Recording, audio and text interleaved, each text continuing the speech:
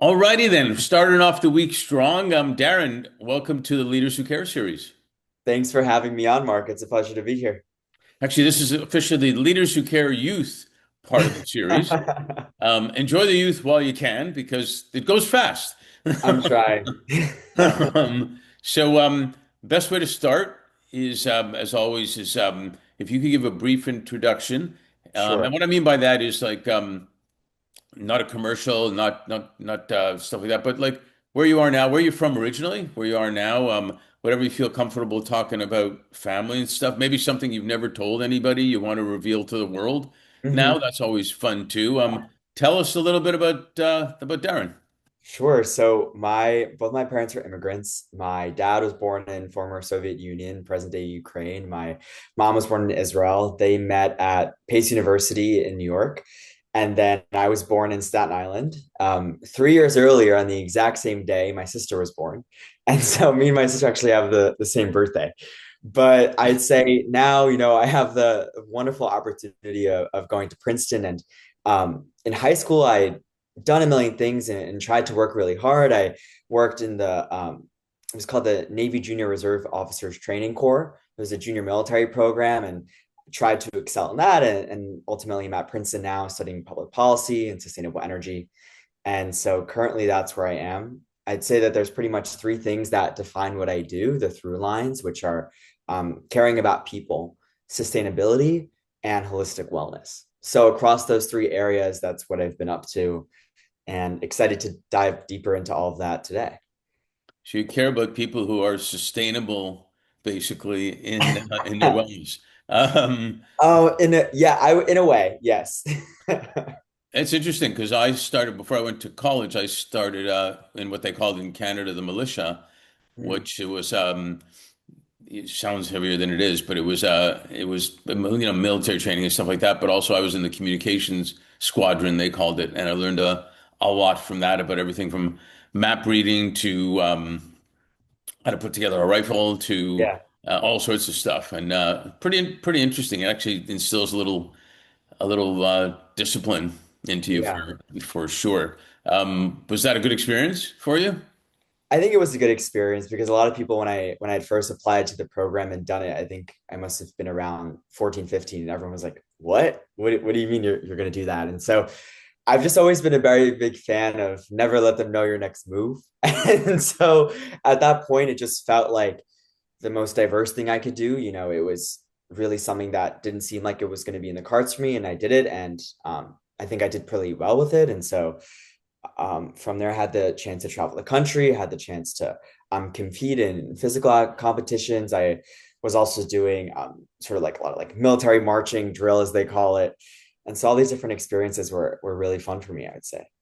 Hard, but it was worthwhile. So Yeah, I would say maybe in this day and age, maybe parents would prefer not somebody to do that. yeah. Because it's great to be in it when it's peacetime. You worry about the other times that someone gets involved in that. So even younger than that, what were you like? Were you playing with Legos? Were you like being unpredictable as a little kid too? What was I up to as a kid? I think actually in the first grade I couldn't read. So I think that even when I was young, actually, it took me super long to talk, to speak. I think I had so many words that I wanted to get out, and I sort of stumbled on that. And that translated into the first grade of they wanted to send me to a special school where students sort of had learning disabilities. My mom was like, no, no, I promise you, he's smart, he's able to, he just has some issues. And so then that was when we were living in Staten Island. And then I had the opportunity to move to New Jersey when I was about 7 years old. Typical suburban area, very, middle class, conservative, lots of Jews and Italians that were sort of living in New York and then moved to New Jersey. And from there, I think I sort of started to care more about school. I think certain things just clicked. I was in a new environment. And honestly, Mark, I was doing so much stuff in middle school and high school. A lot of it I wasn't necessarily passionate about, but I think that, you know, holistically it made me feel good because I was contributing to the world and I was doing stuff, but it wasn't specifically, I think, in the areas that I'd, been super excited or empowered by. I was just kind of doing stuff. I was doing a lot. I'd say that's my childhood. Yeah. Yeah, well, it's interesting. We're a lot of times forced way too early into figuring out what we're going to do. Yeah. Never mind at that age, and even going into college, you don't necessarily have to know exactly what you're Yeah. going to do at that point because, believe me, it changes. I went into the headhunting business after getting my CPA and everything, and I never expected to. I didn't wake up one day saying, "Oh, when I grow up, I want to be a headhunter" or I anything want to like that. find people. Exactly. So, I wanted to be a pro hockey player is what I wanted to do actually. But did you play any sports or did you do any arts, music? What were you involved in? Yeah. So in high school, I was very involved in that military program. And so I actually led it was called our PT, physical training team. And we competed nationally. And for Wow. pretty much 4 years throughout high school, 5 days a week, I came into school 6 a.m., was doing your push-ups, curl-ups every morning. And my sophomore year of high school, actually, I broke the national men's curl-up record. So they'd play this military cadence and it would go down, up at a rate of 50 per minute, and it would go for 5 minutes. And then you'd have a chance to do as many as you could in the remaining minute. And so in my sophomore year of high school, I did 333 curl ups.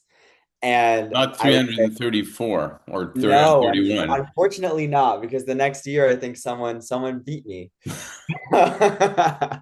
But honestly, it was funny because I'd always sort of been shorter or smaller than the people I was competing against. And so I'd walk into these areas and everyone would look at me and be like, all right, like this is the guy that's gonna beat me. And then it would be all these super tall and very muscular guys that I'd sort of be zooming past. And that was a really fun aspect of my high school experience. I think it took a lot of discipline in the moment, right? Coming to school super early every morning, but that was me.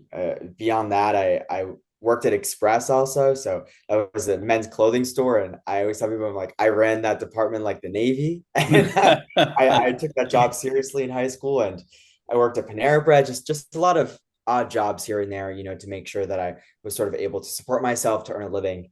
Independence has been really important to me. I think even in college now. And so from a young age, I think my parents, I don't even think knew how to check my grades. And so it'd always be, oh, how's Darren doing in school? Oh, I don't know. I think he's doing okay. And so Some that kids would was sort love of how that. high school. Yeah, and I think for some parents, maybe that would, not be the way to go. But I think my mom had always just really believed in me and wanted to give me sort of all the freedom to pursue what I wanted to. And so that's what I did in high school. Also, actually, in your neck of the woods, Mark, I competed in something called orienteering, which is, if you're familiar with it, it's the cross country running where Oh. you have a map and a compass and you have to run through difficult terrain. It's Scandinavian in nature, but the US military has already adopted it. And so I competed in nationals in San Jose, California in my junior year of high school. That was an ordeal to say the least. And so, yeah, I just had the chance to travel a lot for the physical training and for orienteering. Yeah, there's a lot to be said for discipline like that. I always forget his name. One of the generals, I don't know if it was Ricardo or whatnot, wrote a book about making your bed, and that's the first thing you should do in the morning is make your Sure. bed Yeah. because that becomes your first accomplishment of the day, and it puts you on the right track. Just Yeah. making your bed, it makes you feel organized, makes you feel like you achieved something, makes you feel clear, and Yeah. even something as simple as that. And I think that, there's a lesson there for even other young people that, you're learning discipline, you're learning new things that your brain is experiencing, and you're developing relationships, and you're trying to figure out what do you really like, what's the passion, Yeah. and I compare a lot of things to sports, and the military is very much like sports in a way, where you're trained to. To get things done. You're trained to be on a team. You're trained in leadership and in ways that maybe when you're doing it, you don't even realize. I think I will say, and that program for sure, I think in the moment instilled a lot of discipline in me. It was tough. It was not easy to make it through, especially with coursework and the other things I had going on. But in a way, I feel that the discipline, or rather the rigidity of the program, it helped me a lot, right? It gave me structure and sort of for 4 years of my life, at a very early stage in my life, I had the chance to experience education, experience learning through the lens of this sort of very rigid military structure. But at the same time, I think in a way, because I had sort of certain goals in my mind, I knew I wanted to go to a competitive university. I knew that I needed a scholarship to attend college. I sort of saw it as a pathway to get there. Sure. And the discipline was great, but I think ultimately the discipline was in pursuing my long-term goals. And so when I was in that program, that was sort of ringing through my ear every morning. And so I think even in my senior year of high school, I had applied to, it was over 40 colleges that I had sent in applications to, because I was all about maximizing my odds, Mark. I was like, I need to get as many opportunities as possible because I don't know who's going to say yes. I don't know who's going to say no. Right. And so my senior year, it was sending in all these applications, going to work as well, and then also being in school. And so there would be days when I would actually sleep in my car because I knew that I'd be working so late into the night that if I slept at home, I wouldn't wake up in time to make it for the early morning, physical fitness training that I had. And so I'd be doing schoolwork, doing things until 3, 4 a.m. and then driving to school. I'd sleep for a few hours in the car. And then my friend Denise she would knock on the window and she'd be like, Darren, you gotta wake up. And then I'd, run into school. And I did that for months and months. And I think really the discipline was great ultimately, but the goals were really sort of the underlying framework or foundation for why I was sort of able to do what I did. So, Yeah, and you raise a good point. Colleges, universities, they look at the whole picture. If they're doing it properly, sure. they look at the whole picture of the Yeah. character. And pro sports teams do the same thing these days. They look at the skill set, but they also look at the character of the person because Yeah. that creates the culture, that creates a winning environment, that creates Sure. all that stuff. So how did you then? Out of the 40, I'm not going to ask how many accepted you, but how did you decide to go where you went? Princeton. I wanted to go so far for college. And I think ultimately, when it came down to it, I was deciding between Princeton and Duke. And I had been fortunate enough to be given a full scholarship to Princeton, and same thing with Duke. And so money wasn't an issue at this point. And Your parents must have I been was, really excited about that. yeah, I think that was a big plus for sure. And the biggest thing though was that I did not expect to have the opportunity or the chance to go to Princeton, which I'm from Jersey. So Princeton, sure, people from my hometown aren't going here every day, but it's 30 minutes away. And so to an extent, it's right in my backyard. And I wanted to experience the world and wanted to go far. And Duke seemed like such a wonderful opportunity. And ultimately, I can still to this day probably envision a life for myself there. But I knew that I was sort of uncertain about what I wanted to accomplish in college. And so I, for instance, applied to Princeton as an anthropology major because I knew that's sort of how I could describe my story, share my interest in people, how I perceive the world. But when I entered, I knew I was initially going to do something called geosciences. I wanted to study rocks in the world and then also see how that relates to people and sort of how people drive rocks in the world. And so Did you I collect just, rocks when you were a little kid? when I was a little kid, totally I did. You did. Oh yeah. And I think that I think that Princeton ultimately was the place for me because of the flexibility. And so I knew that if I entered this place, I would have every resource, every opportunity to sort of change my mind, to experience the world. And I was determined that, yes, if I go to university right in my backyard, I'm going to leverage it for all the opportunities and the resources to experience the world. And I did that. In my freshman year, I had the chance to attend a retreat at a lovely castle in England. And then I went on a class trip for 10 days in Athens, Greece. And then I studied German in Austria. And I had all these wonderful international experiences. And I think that Princeton really was the conduit to widening my perception of the world. And in that way, I'm very grateful. But, in a parallel universe, Mark, maybe I would be calling you, 7 hours by plane south from where I currently am. So who knows?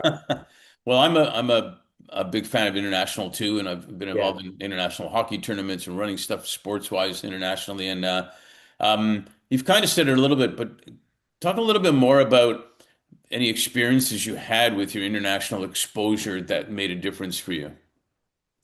So I first started to learn German my freshman fall because Achtung I bitte. had to, yeah, genau. And so I had to learn a language. Princeton, it said, hey, Darren, you got to learn something. And so I was like, all right, let's do German. Honestly, because I was interested in energy a lot and sustainability, and I knew that that was a hub in the world that was sort of really advanced in that way. I think, on another note, coming from a Jewish background, coming from parents and grandparents that are Eastern European in descent, I think that was a region of the world initially that, I sort of hadn't really been exposed to, but rather felt like, there weren't as many Jewish people, or as I had seen in other parts of the world for various reasons. And, I had said, let me be that person, right? Let me be that first Jewish friend, for instance, that later I'll discuss. But my Austrian friends had ever met. I'd been the first Jewish person in their life, and that's been an interesting and great opportunity. But ultimately, that was sort of how I then got launched to living in Vienna, Austria for 2 months. And prior to that, I'd never lived alone. I'd never lived in a city by myself. And so here I am, some kid that's born in Staten Island from New York, and then now for the first time ever, living by myself in Central Europe. And it was a great opportunity, but I think Sure. that it really widened my perspective of the differences in culture, sort of how people approach friendship, and sort of also how just everyday connections are treated. Because when you're in Austria or sort of really anywhere in Central Europe, for instance, you hop on a train and you smile at someone or you say good morning, it's not really perceived in the same way that it would be in the United States, because there you sort of have this concept of friendship and acquaintances that's sort of much more special, or rather it's much more specific. And so when you don't know someone, when you haven't met them before, it's not really customary to say something like good morning, because it's not, ultimately perceived as genuine. Because how can you be genuine when you don't know me? Right. And so that was a bit startling for me, because I've always just been a massive extrovert, Mark. And so entering this city and this space was kind of something new. Not kind of, definitely something new. And the biggest way that I navigated it was by joining communities. So I joined a dance company and started dancing a lot and met all these really wonderful people from all over Europe. And then I joined a gym and started really caring about my fitness and sort of holistic wellness and sustainability, right? As you said earlier, caring about people and sustainable and ways and about their wellness. But No, that was that's my that's it's great. It's great to describe that because a lot of people would be uncomfortable doing it, understandably, but I get it. I my first time in Vienna, which is one of the best walking cities in the world, yeah, I found. I went to four cafes in one day, just sitting in different ones, walking around, and people did talk to me. I even was sitting at one, and this other guy was there. We are both waiting for somebody, and we said, "Where are you from?" We're both from Canada. We're both this. yeah, You meet people that live around the yeah. block from you somewhere else, It's basically. also true. I think I had a wonderful chance also. I went on it was an archaeology dig in Portugal. This was after my freshman year. It was random. I had a professor. She was excellent. And she's like, Darren, do you want to go on this archaeology dig with me? I was like, sure. So I, hopped on a Let me plane, think went about it. Sure. yeah, why not? And I remember I was in Lisbon for 2 days before the dig, and I was sitting next to this really wonderful couple, and they, I think, were from Lake Tahoe. I still have their card to this day. I should probably reach out. But at that point, I was 19 years old, and that was the beginning of my international experiences, really. And I had a wonderful conversation with them, right? And the people that you meet, Mark, the people that you meet, outside of the US, or just in sort of these strange places that you wouldn't expect.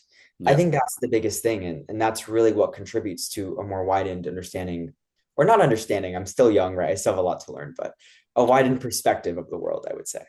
Yeah, and it's kind of what some of the stuff we talk about when we created Leaders Who Care. It's about just even caring to learn about someone else and listening to Sure. someone else and caring enough about their story and learning from them and all that. It's not rocket science, but it pays off Yeah. for everybody to do that type of thing. In your studies now, what have you found? Are you still, what do you think the future looks like for you? Yeah. So I'll start by saying that, right, I entered as geoscience, and I was in all these science and STEM classes my freshman year. And then I realized I was like, I could do well here, maybe, or I could join Princeton School of Public and International Affairs. And there I felt like I've really sort of been able to find an academic home. was a really wonderful merging of my interests, and sort of had a, as I had this emerging interest also in energy, thinking about how we can engage in a just energy transition, how I can engage with the problems of the today. Also sort of similar, right, to what Tower Capital is doing in terms of their commitment to generational health and ensuring, that in the long term, everyone and every person on our planet has the opportunity to experience that. I thought a lot about how I could enact change from a policy lens. And that's currently what I do. So I major in public international affairs and I minor in sustainable energy. On the side also, I picked up a minor in German language just so that, we'll see where it takes me, Mark, honestly, but just for fun. And I think at this point, I'm definitely interested in graduate school, thinking about a master's degree, looking at programs that would merge technology and policy, as well as some fellowships. Going to put my hat into the ring, Mark, and see where it takes me ultimately. But I would say even a few months ago, I thought about directly going into industry. And I think that that's sort of a really big difference in Princeton is you're either sort of on the track for academia or you're sort of on the track to go work, at like some type of big firm in New York or whatever it is. And if you want to be different, then you'll go work at a tech startup in Silicon Valley. But I think it was a few weeks ago that a professor had said to me, Darren, he's like, have you thought about grad school at all? And I had said, no, I don't think that school is for me. And I've always said that I did what I needed to do to get into Princeton, but I did not get into this place because of my SAT score. I feel, that I talked my way I talked my way in here in a way. And so I was like, let me just ride that wave, right?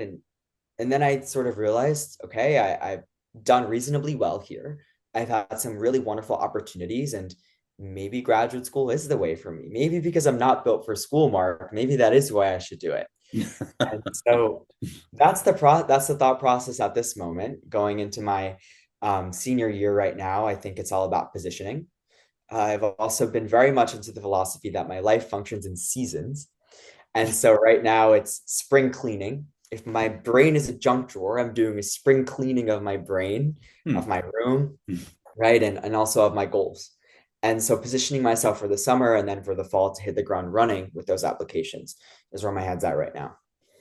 Yeah, that's great. And as we talked a little bit earlier, it's always good to have a goal. It's always good to have get a sense of where your passion lies, and it adjusts.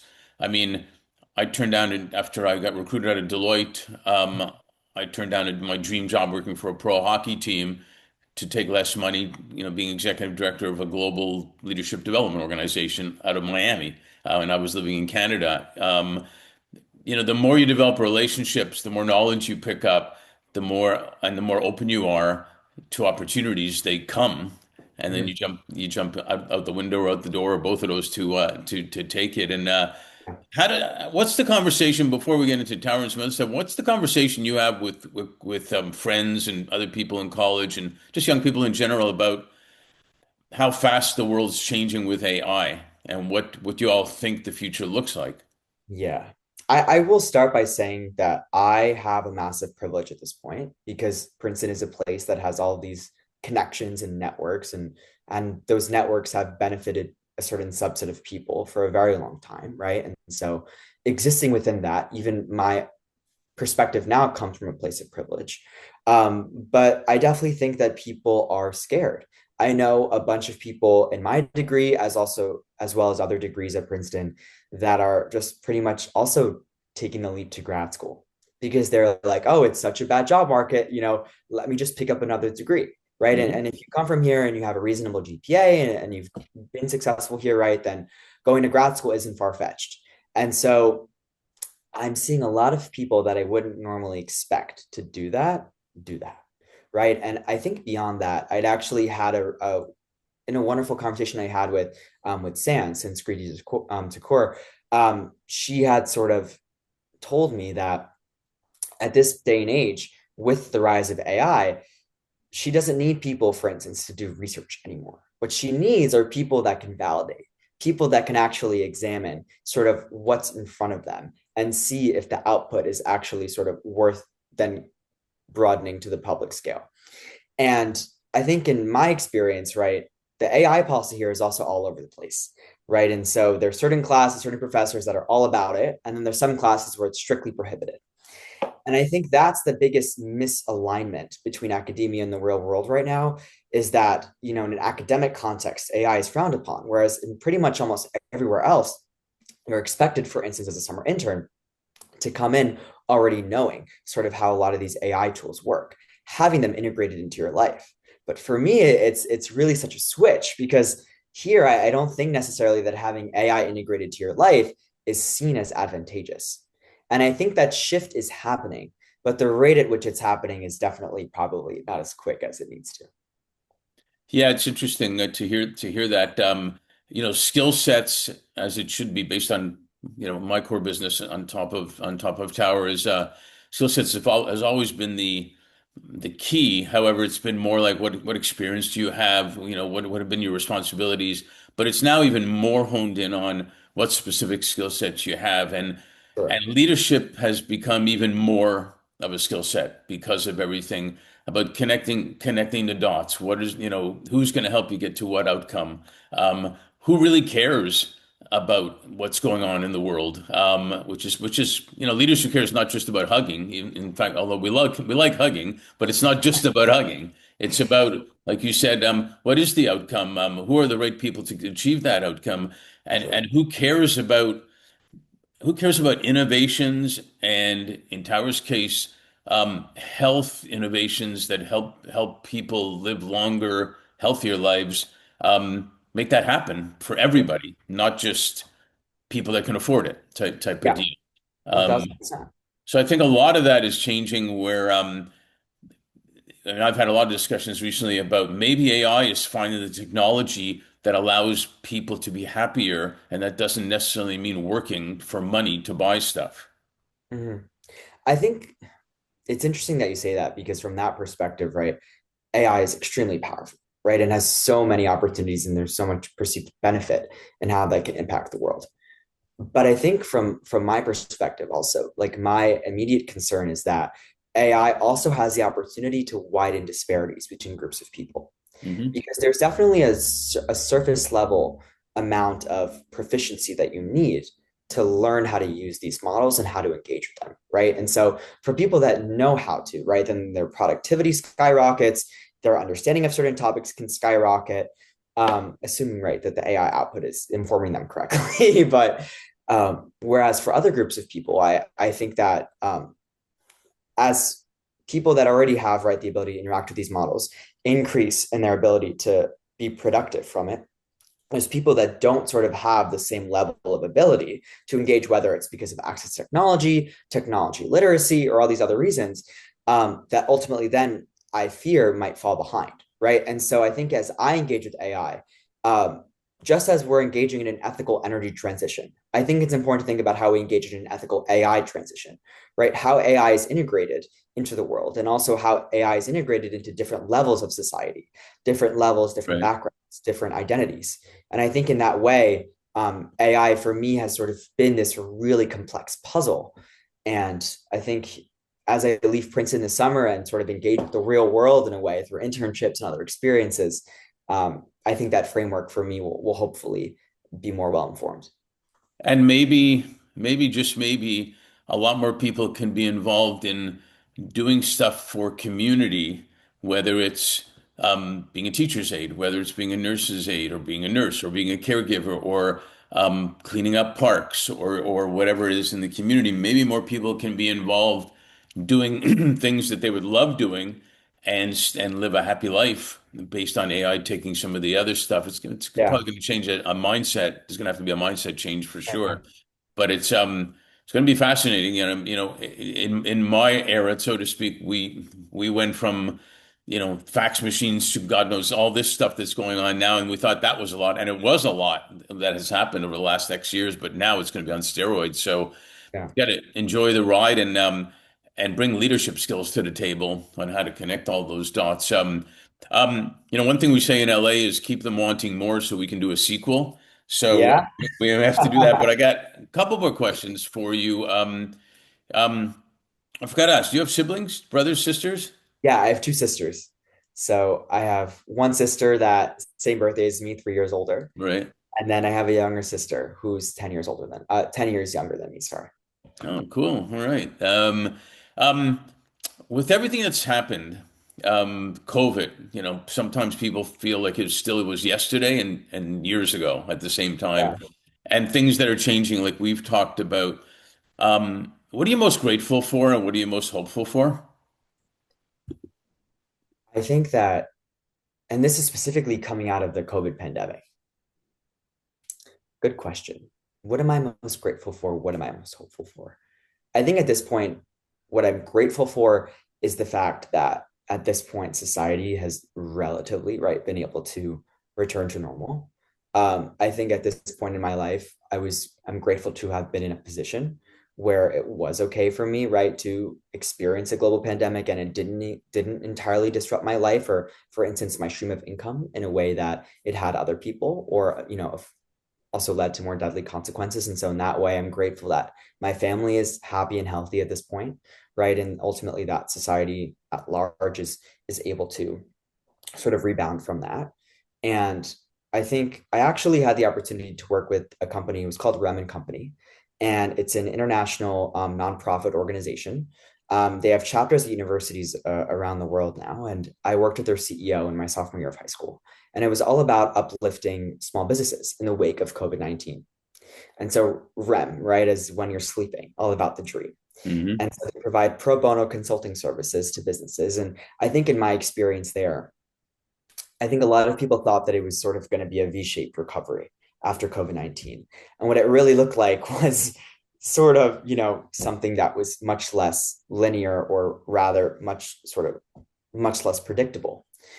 And so I think in that way now, what COVID has done is sort of given people a reason to be more resilient and experience in being adaptable. And so, as new problems engage our world and as there is increased levels of political unrest or other issues, I really think that COVID has sort of increased resilience in people. And in that way, I think that's what gives me hope, right? Is that if there, unfortunately, God forbid, is another COVID-19, right? Or there is something else, I think that we've done it recently, and I think that the world can band together again to do the same. Well, let me complete on that. So Yeah. I'm grateful. I'm grateful that I have a new friend. I'm grateful for that, Mhm. and I think I'm grateful and hopeful for the same thing that you and other young leaders really do care about making a difference out there, and that you can make money and do good at the same time. And in fact, it's actually better. You do better in your business. You do better in whatever your goals are when you are doing good at the same time. So I'm hopeful for that same thing. And thanks for being a leader who cares, and thanks for being on our series. And I'm also hopeful that you'll make a positive impact. I think you will at Tower with us also. I'm very excited. Thank you so much, Mark, and thank you for meeting with me today. I'm glad to have made a friend as well, and I will, be interacting together this summer. So go Well, Tower. go Tower, exactly. Thanks.